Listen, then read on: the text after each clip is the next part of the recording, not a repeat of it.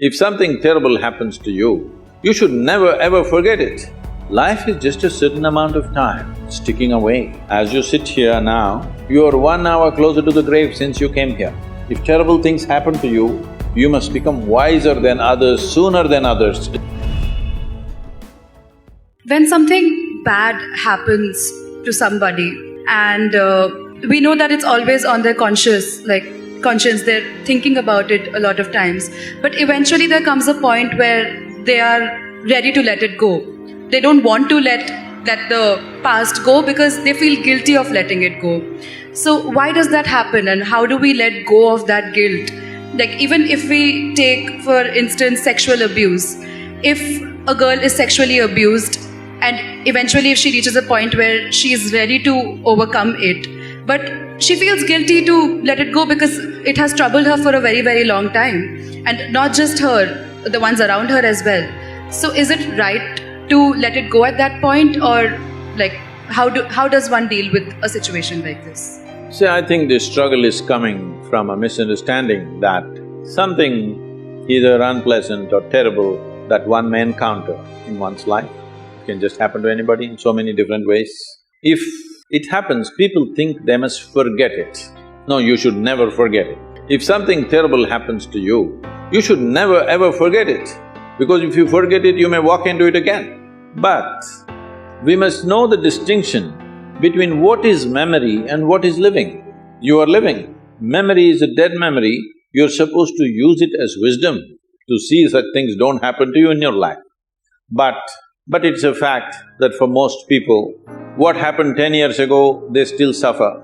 What may happen day after tomorrow, they already suffer.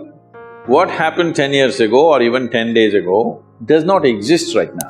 What may happen day after tomorrow does not exist right now, does it? No.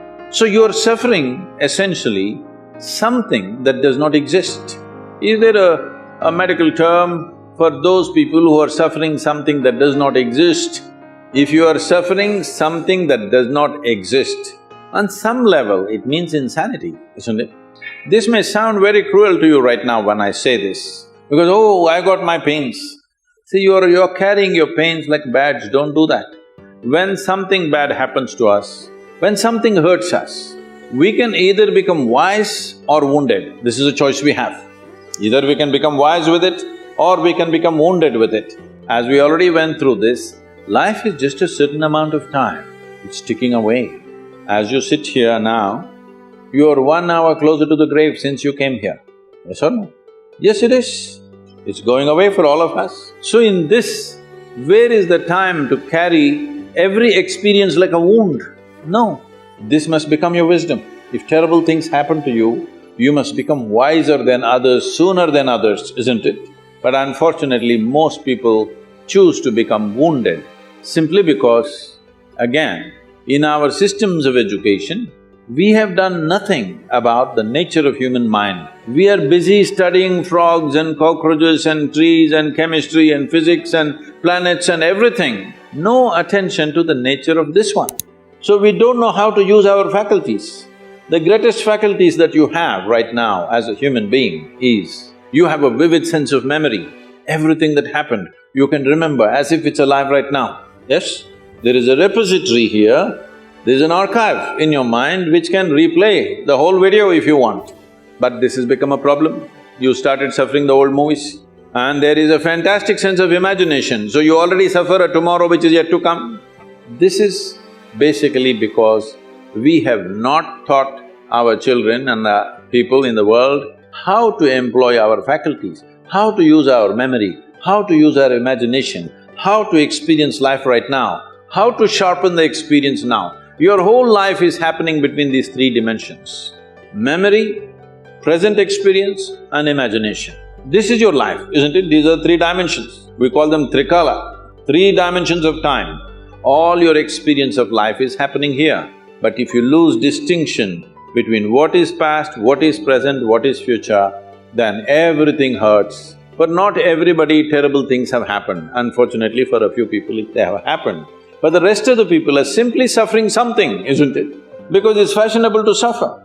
People think if they're suffering, they are very intellectual, they're very profound. No, is just stupid because you're suffering something that doesn't exist. You're not suffering what's happening right now. You're suffering what happened yesterday, and you're suffering something that may happen tomorrow already. So this madness has been encouraged simply because we never train people how to use their faculties. Do you agree with me that this human machine that you carry and I carry, this is the most sophisticated machine on the planet? Hello? Have you read the user's manual? User's manual, have you read? No. When are you going to read it? On the last day? If you buy a phone, should you read the user's manual in the first 3 days or after 3 years when you're discarding the phone? Earliest, isn't it? Within the first day you must read, then only you can use this phone well. The same goes for this.